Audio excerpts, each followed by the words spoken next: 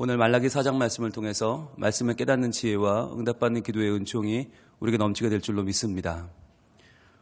오늘은 구약 강해를 모두 마치는 날입니다. 구약의 929장의 말씀을 우리가 창세기 1장부터 강해하면서 이 말씀을 받고 이 말씀대로 살자라고 하는 마음을 가지고 하루 한 장으로 여기까지 달려왔습니다. 오늘 구약을 마치며 책거리 하는 날인데요. 떡이 준비되어 있습니다. 나가시면서 여러분 구약 책거리 떡을 하나씩 받아가시길 바랍니다. 오늘 떡은 여러분 말씀을 듣고 나누는 우리 교우들 중에서 손이 부지런한 권사님께서, 손이 아름다운 권사님께서 제공해 주셨습니다. 감사합니다. 그동안 929일의 장정을 만 4년 동안 같이 달려오면서 매일같이 이 음향을 맡아서 녹음해 주셨던 우리 김영리 집사님이 계시고, 또 USB 담당해 주는 우리 박지성 간사님이 계시고, 또 많은 목사님들께서 계속 음향실을 또 방송실을 맡아 주셨습니다. 감사드리고, 무엇보다도 우리 함께했던 교우들에게 감사를 드립니다. 이렇게 새벽에 나와서 열심히 말씀에 집중해 주시고 또 그 말씀대로 살려고 몸부림을 치는 여러분들이 없었다면 아마 여기까지 오기 참 어려웠을 거다 생각을 하고요. 특히 이 연말 특별 새벽 기도회로 여러분과 함께 올해 2019년을 마무리하면서 또 구약 강해를 마무리할 수 있게 되어서 참 하나님의 은혜가 참으로 크다라는 생각이 듭니다. 오늘 이 마지막 말라기 4장은 말라기의 결론이자 구약 전체의 결론입니다. 하나님께서 지금까지 929장을 통해 우리에게 무슨 말씀을 하려고 하셨는가, 우리가 929장의 마지막 결론을 마치면서 과연 어떻게 이 말씀을 이해해야 하고 어떻게 이 말씀을 소화해야 되는가의 마지막 결론이라고 볼 수 있습니다. 엊그제 새로 나오신 교우 한 분이 그런 카톡을 주셨습니다. 저한테 마치 포도원의 일꾼 비유가 생각이 난다고요.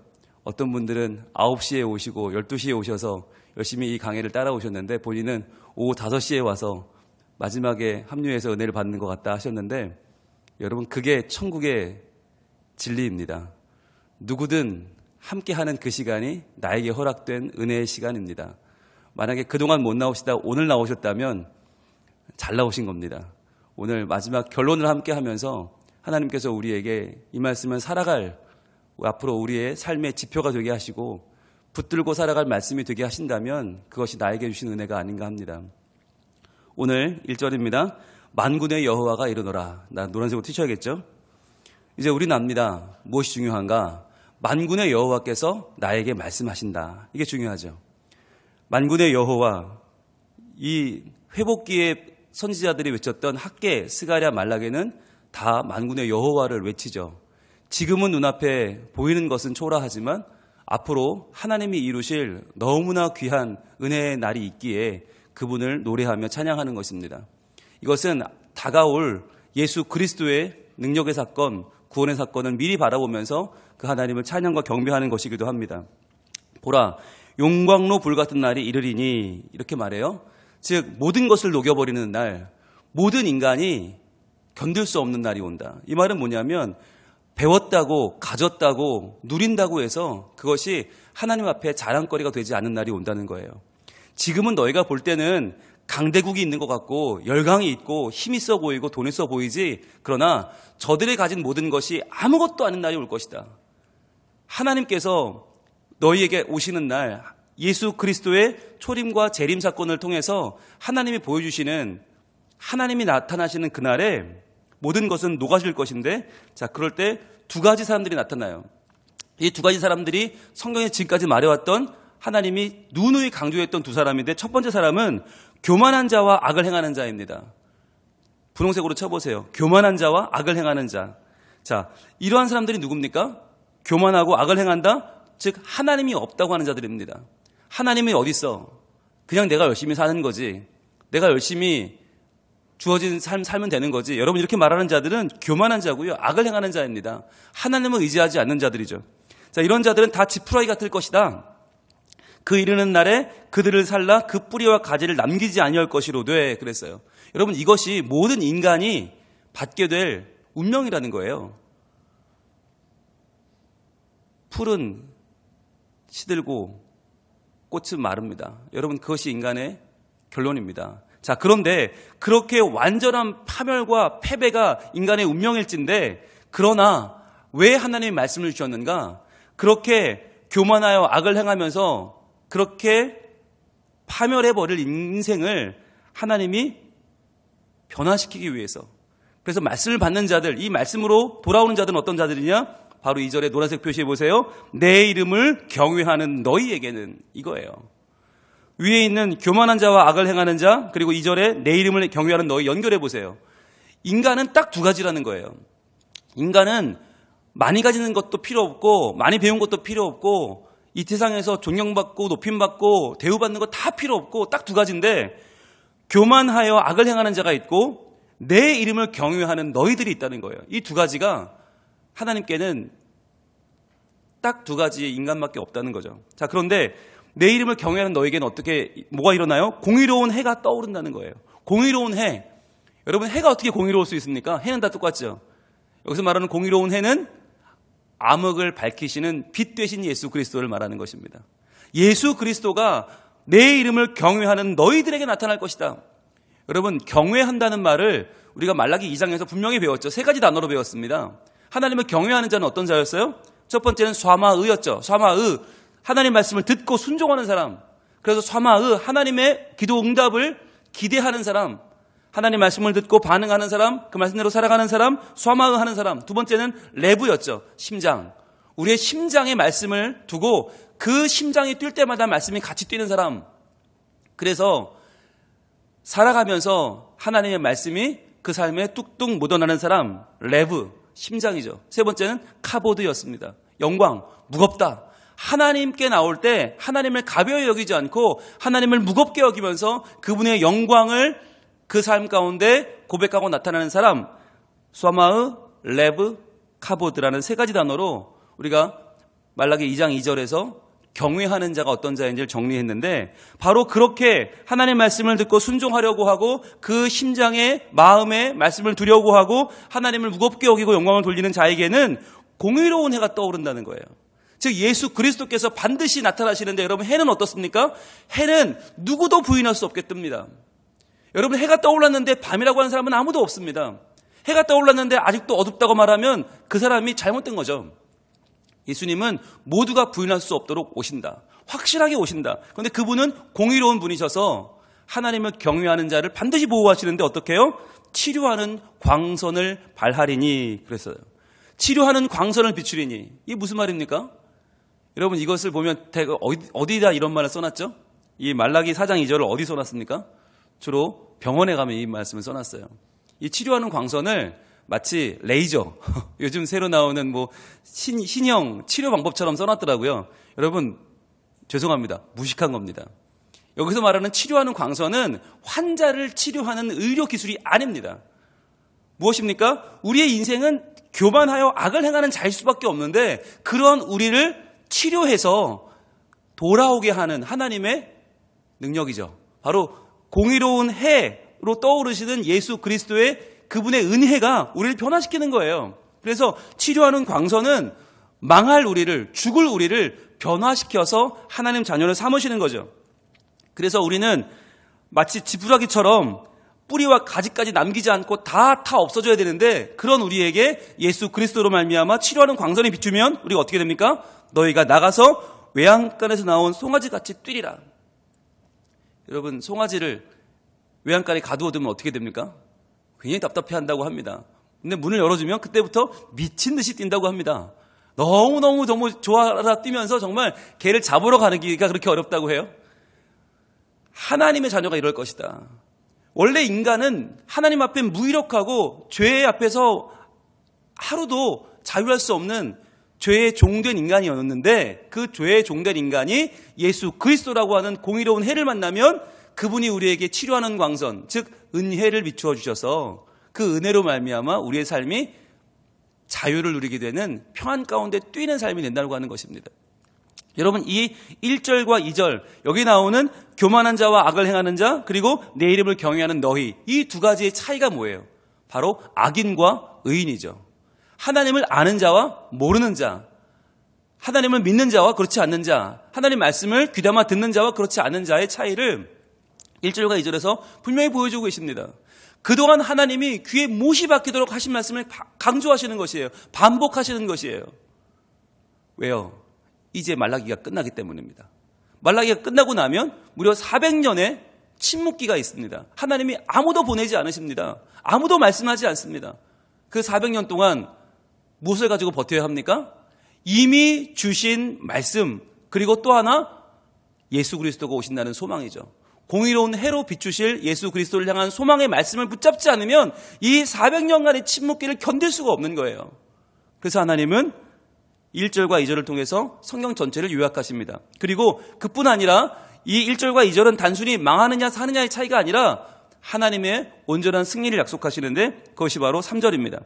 또 너희가 악인을 밟을 것이니 그들이 내가 정한 날에 너희 발바닥 밑에 재와 같으리라. 만군의 여호와의 말이니라. 자, 만군의 여호와의 말이니라 노란색으로 치셔야겠죠. 지금 악인들이 너무 성행해요. 너무 횡행해요. 그래서 악인들이 마치 세상을 지배하는 것처럼 보여요. 그렇지 않다고 하는 거예요. 내가 정한 날이 온다는 거죠. 내가 정한 날. 여기도 한번 노란색 쳐보세요. 하나님이 정하신 날이 있다. 너희가 볼 때는 악인들이 다 해먹는 것 같고 너희가 볼 때는 억울하고 분하고 죽겠지? 아니, 내가 정한 날이 있어. 너희가 말하는 날 말고 내가 정한 날에는 너희 발바닥 밑에 재와 같이 저들은 소멸되고 말 것이다. 그러니까 믿음을 가지고 끝까지 인내하라고 말씀하시는 거죠. 자, 그런 다음에 이제 4절부터 6절은 신약에 대한 소망을 밝혀주십니다. 이제 400년의 침묵기가 지나고 밝아올 미래의 소망은 어떤 것이냐면 바로 너희들에게 내가 그렇게 말했던 구약 성경의 핵심, 그 핵심이 한 인물을 통해 살아난다고 하는 것이에요. 보겠습니다. 4절 너희는 내가 호렙산에서 온 이스라엘을 위하여 내 종 모세에게 명령한 법, 곧 율례와 법도를 기억하라. 이렇게 말씀하세요. 여러분, 구약이 끝나가는데 다시 어디로 들어가요? 호렙산으로 들어갑니다. 다시 시내산으로 들어가는 거예요. 다시 모세가 하나님을 두려움과 떨림 가운데 만나던 그 순간으로 들어갑니다. 바로 구약의 가장 첫 장면, 출애굽기의 첫 장면으로 들어가는 거죠. 여러분, 출애굽기가 이스라엘 민족의 시작이라고 말씀을 몇 번 드렸습니다. 그리고 출애굽기에 나타난 그 하나님이 과연 누구냐? 모세가 만난 하나님이 누구냐라고 하는 설명이 창세기라고 했죠. 그러니까 출애굽기는 모든 구약의 시작입니다. 하나님은 그 호렙산, 메마른 광활한 산으로 우리를 다시 끌고 가십니다. 호렙에서 온 이스라엘을 위하여 바로 하나님을 따르는 자들, 하나님 백성 된 온 이스라엘, 우리에게 주셨던 모세에게 명령했던 법, 그 율례와 법도를 기억하라는 것이에요. 여기서 말하는 법과 율례와 법도, 여러분 복습 한번 해볼까요? 여기서 말하는 법이 토라입니다. 토라, 모세 오경이죠. 창세기, 출애굽기, 레위기, 민수기, 신명기. 이 모세 오경을, 토라를 하나님이 법이라고 하셨고, 율례는 뭐예요? 호크라는 말은 새겼다는 말이에요. 누가? 하나님이 어디에? 돌판에 새겨주신 10계명, 즉 하나님이 새겼다는 것은 무엇을 상징합니까? 영원 불변함을 말하는 것입니다. 이 율례라고 할 때 호크는 하나님이 새겨줬기 때문에 인간이 바꿀 수 없다. 그 다음에 법도라고 하는 말은 미슈파트죠. 미슈파트는 재판한다. 하나님의 공의대로 재판한다는 거죠. 즉 하나님이 주신 말씀을 받아 그 말씀대로 살아가는 그의 백성의 삶을 말합니다. 자, 이 세 가지를 기억하라. 아주 유명한 단어죠. 자카르입니다. 기억하라. 우리가 말씀을 기억하면 하나님이 우리를 기억하시죠. 우리가 말씀을 기억하면 하나님은 우리를 기억하셔서 반드시 구원하신다. 그것이 구약의 요약입니다. 하나님은 우리에게 다시 한번 율법을 깨닫게 하십니다. 여러분, 율법은 구원을 주는 필요 충분 조건은 아닙니다. 그러나 율법을 통해 뭘 깨닫게 됩니까? 우리의 죄를 깨닫게 되죠. 그래서 우리에게는 예수 그리스도가 온전히 필요한 분이심을 전적으로 인정할 수밖에 없게 되죠. 자, 바로 누구의 사역을 말하는 걸까요? 세례 요한입니다. 세례 요한이 예수님보다 먼저 와서 외치죠. 이 독사의 자식들아, 회개하라. 천국이 가까웠느니라. 세례 요한이 외칩니다. 바로 그 회개하라는 외침의 중심이 율법입니다. 그래서 여러분, 우리는 구약을 왜 그동안 공부를 열심히 했습니까? 이 율법을 깨닫지 못하면 내가 죄인임을 알 수 없고, 내가 죄인임을 알 수 없으면 예수 그리스도가 우리에게 필요치 않은 거예요. 그래서 율법으로 구원받는 것은 아니지만 율법을 통하여 우리가 하나님을 경외하는 자의 삶을 배우고 더 이상 교만한 자와 악을 행하는 자로 살지 않기 위해서 이 말씀이 필요한 것이죠. 자, 그런데 이 말씀만으로 끝나는 게 아니라, 율법만으로 끝나는 게 아니라 5절입니다. 보라, 여호와의 크고 두려운 날이 이르기 전에 내가 선지자 엘리야를 너희에게 보내리니 그랬어요. 선지자 엘리야가 나와요. 여러분, 모세와 엘리야. 모세 한번 동그라미, 4절에 모세 나오고요. 5절에 엘리야가 나오죠. 자, 그러면 이 두 가지가 뭐겠어요? 구약 전체를 요약하는 겁니다. 모세는 율법을 상징하고요. 엘리야는 선지자를 상징하죠. 그러면 모세와 엘리야, 율법과 선지자는 바로 구약 전체를 말하는 것입니다. 이 구약 전체가 마무리로 이제 정리되면서 이것이 왜 존재하는가를 말해주는데, 율법은 죄를 깨닫게 하기 위해서, 그 다음에 선지서는요, 엘리야는 왜 존재하는가? 그게 6절입니다. 같이 읽습니다. 시작. 그가 아버지의 마음을 자녀에게로 돌이키게 하고 자녀들의 마음을 그들의 아버지에게로 돌이키게 하리라. 이게 결론이에요. 자, 그러면 아버지의 마음을 자녀에게로 돌이키고 자녀들의 마음을 아버지에게 돌이키게 한다. 이게 무슨 말이냐? 여기서 우리가 아버지라 그러면 항상 우리는 하나님을 떠올리거든요. 그래서 하나님 아버지일 것이다. 그런데 본문을 원문으로 읽으면 복수형입니다. 그래서 아버지들의 마음을 자녀들에게 돌이키게 하고 자녀들의 마음을 그들의 아버지들에게로 돌이키게 한다는 말이에요. 이것은 하나님이 아니죠. 무엇이겠습니까? 말씀을 받은 우리들입니다. 이 말씀을 그동안 구약의 929장을 공부한 우리들이 왜 공부했냐는 거예요. 왜 이것을 그렇게 열심히 우리가 말씀을 받고 그 말씀을 이해하려고 노력하고 왜 묵상했느냐? 이유는 한 가지입니다. 아버지들의 마음이 자녀에게 향하는 것. 우리 가정 안에서 이 말씀을 내가 내 자녀에게 들려주고 내 자녀의 삶을 말씀으로 변화시키는 것. 즉 다음 세대를 바르게 양육하고 부지런히 그들을 말씀으로 인도해 가는 것이 우리가 공부를 한 목적이라는 거예요. 여러분, 이건 성경에 너무나 선명한 목적이에요. 한국교회가 지금 왜 잘못되고 있냐면 왜 공부하는지를 몰라요. 예수를 왜 열심히 믿어야 되는지를 몰라요. 왜 교회가 부흥해야 되는지를 몰라요. 왜냐하면 여러분, 지금 죽어도 우리 천국 가잖아요. 지금 죽어도 다 구원받아요. 그런데 왜 열심히 믿어요? 예배는 왜 주일마다, 수요일마다, 새벽마다 왜 열심히 나오고 말씀을 왜 공부하고 왜 하나님의 진리를 깨닫는 것입니까? 지금 죽어도 천국 가는데. 이거 안 해도 하나도 상관없는데 왜 공부하는 겁니까? 왜 교회는 건강해져야 되고 왜 선교하고 왜 교제하고 왜 교육하고 친교하고 왜 교회가 이렇게 중요합니까? 이유는 한 가지예요. 나는 예수를 지금 믿지만 내 자녀는 나만큼 하나님을 몰라요. 내 자녀는 나만큼 하나님 말씀을 잘 받지 못했어요. 나만큼 이 말씀의 중요성을 깨닫지 못하고 있어요. 그럼 어떻게 해야 돼요? 아버지들의 마음이 자녀에게로 돌아가야 한다는 거예요. 이 말씀을 통해서 이 말씀을 들고 가야 한다는 거예요. 그냥 막연하게 공부 잘해라, 건강해라, 잘 살아라가 아니라 그들에게 진짜 잘 사는 것이 무엇인지, 하나님의 이름을 경외하는 자의 삶이 무엇인지, 그들에게 공의로운 해가 떠올라서 예수 그리스도로 말미암아 치료하는 광선이 바래지면 그들이 참된 자유를 누리고 외양간에서 나온 송아지처럼 뛰는 그 장면을 그들에게 선물하기 위해서, 그 자녀들에게 참된 자유를 주기 위해서 아버지들의 마음이 자녀에게로 돌아서야 한다는 거예요. 그렇게 되면 어떤 일이 벌어집니까? 자녀들의 마음도 그들의 아버지에게로 돌아온다는 거예요. 여러분, 오늘날 세대 간의 갈등은 너무나 큰 사회적인 문제가 아닙니까? 왜 이렇게 됐습니까? 아버지 세대는 자녀를 도저히 이해할 수 없고요. 자녀 세대는 아버지 세대가 도저히 이해가 안 돼요. 그래서 꼰대라는 말도 쓰고요. 라떼는 말이야 그러면서 맨날 옛날 얘기 하신다고 정말 대화가 안 통한다고 그래요. 왜 안 통합니까? 여러분, 이 세상의 지식을 가지고 말하면 안 통할 수밖에 없죠. 하루가 다르게 새로운 지식이 나타나는데 1분 1초가 다르게 세상이 급변하는데 어떻게 따라갑니까? 못 따라갑니다. 여러분, 부모와 자녀 간에 소통할 수 있는 유일한 길이 뭐냐? 하나님 말씀이라는 거예요. 불변한 수천 년을 이어오면서도 모든 생명을 구원하고 모든 인간을 변화시키고 모든 세상을 아름답게 해오신 오직 유일한 하나님의 말씀만이 부모의 마음을 자녀에게 돌이키고 자녀의 마음을 부모에게로 돌이킬 수 있다는 겁니다. 그래서 이 말씀, 이 말라기의 결론이자 성경의 결론인 이 말씀을 누가복음 1장 17절에서 세례 요한의 탄생을 예언하는 천사가 인용을 합니다. 가보겠습니다. 누가복음 1장. 이제 우리가 그동안 그렇게 왔다 갔다 하던 구약을 이제 들어갑니다. 이제 마치고 신약으로 들어가서 신약에서 신약에서 이제 본격적인 말씀을 만나게 될 텐데 누가복음 1장 17절입니다. 여호와의 사자가 제사장 사가랴에게 나타나서 이렇게 예언을 합니다. 누가복음 1장 17절 시작. 그가 또 엘리야의 심령과 능력으로 주 앞에 먼저 와서 아버지의 마음을 자식에게 거스르는 자를 의인의 슬기에 돌아오게 하고 주를 위하여 세운 백성을 준비하리라. 자, 여호와의 사자가 아버지에게 이 말을 하죠.